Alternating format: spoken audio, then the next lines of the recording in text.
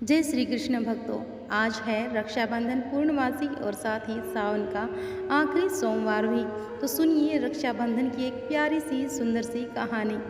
एक समय की बात है, किसी नगर में एक साहूकार के 3 बेटे 3 बहुएं रहती थी। अब साहूकार की सबसे छोटी बहू बहुत ही सुशील और संस्कारी थी। साथ ही वह भगवान कृष्ण की अनन्य भक्त भी थी। अब सावन के महीने में साहूकार की दोनों बहुएं रक्षाबंधन त्योहार पर अपने अपने पीहर जाने की तैयारी करने लगी और सुबह जल्दी उठकर घर का सारा काम करने लगी।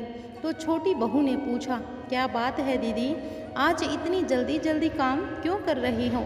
तो उसकी जेठ जिठानियाँ बोली, कल रक्षाबंधन का त्योहार है, हम सभी को अपने अपने भाइयों को राखी बांधने अपने पीहर जाना है।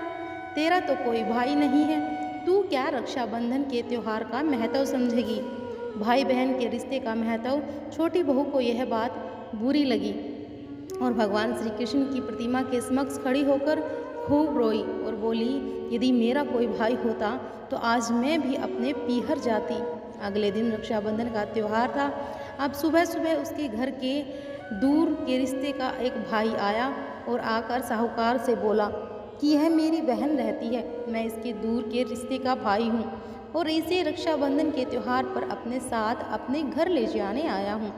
तब साहूकार का बेटा बोला, लेकिन इसका तो कोई भाई ही नहीं है, तुम कौन हो?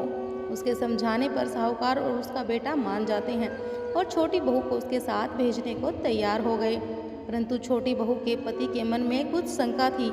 वह बोला, आप इसे ले तो जाइए, परंतु इसे वापस लेने में खुद आऊँगा। ऐसा कहकर उन्होंने छोटी बहू को उसके भाई के साथ रवाना करा। तो रास्ते में चलते चलते छोटी बहू ने अपने भाई से कहा, भैया तुम इतने सालों तक कहाँ थे और पहले मुझसे रक्षाबंधन पर कभी राखी बंधवाने क्यों नहीं आए? तो उसका भाई बोला, बहन मैं 7 समंदर पार प्रदेश कमाने गया था। अब वह दोनों अपने घर पहुँचे और घर में भाभी ने अपनी ननद का स्वागत किया, खूब आओ भगत करी। फिर उन्होंने रक्षाबंधन का त्यौहार मनाया। ऐसे ही हंसी खुशी समय बीत गया। एक दिन छोटी बहू का पति उसे लेने उसके घर आया। अब महल जैसा घर और ऐसो आराम देखकर वह चकित रह गया।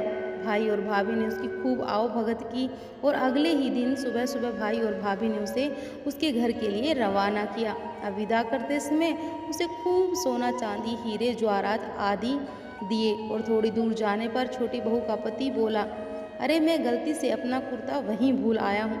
तब वह बोली, कोई बात नहीं, आपका कुर्ता तो पुराना था, अब इतनी दूर वापस जाएंगी तो घर पहुँचते पहुँचते अंधेरा हो जाएगा।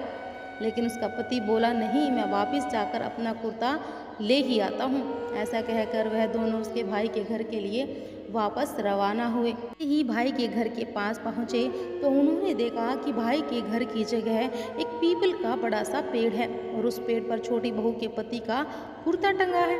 यह देखकर वह बहुत नाराज हुआ और अपनी पत्नी से बोला, यह क्या काला जादू है? कौन था वह जो तेरा भाई बनकर तुझे यहाँ लेकर आया था? मुझे तो शुरू से ही शक था, इसीलिए मैं तुझे लेने आया था, बता कौन था वह? ऐसा कहकर छोटी बहू को मारने लगा। इतने में ही तेज प्रकाश के साथ भगवान श्री कृष्ण वहाँ स्वयं प्रकट हुए और बोले, मत मारो इसे, यह मेरी बहन है। हर साल रक्षाबंधन के त्यौहार पर यह मुझे राखी बांधती आई है। अब मैंने इसका भाई होने का फर्ज निभाया है, इसे मैंने अपनी बहन माना है। और छोटी बहू उसका पति हाथ जोड़कर श्री कृष्ण जी के चरणों में गिर जाते हैं। तो बोलिए जय श्री कृष्ण। जिनके भाई नहीं होते हैं, श्री कृष्ण जी उनके भाई बन जाते हैं, उनके सहारे बन जाते हैं। इसीलिए अगर किसी को भाई ना हो तो श्री कृष्ण जी को भाई बना लीजिए, आपकी भाई की कमी भी पूरी हो जाएगी। कमेंट में जय श्री कृष्ण जरूर लिखना। अगर पसंद आए तो वीडियो को लाइक और शेयर जरूर कर देना। जय श्री कृष्ण।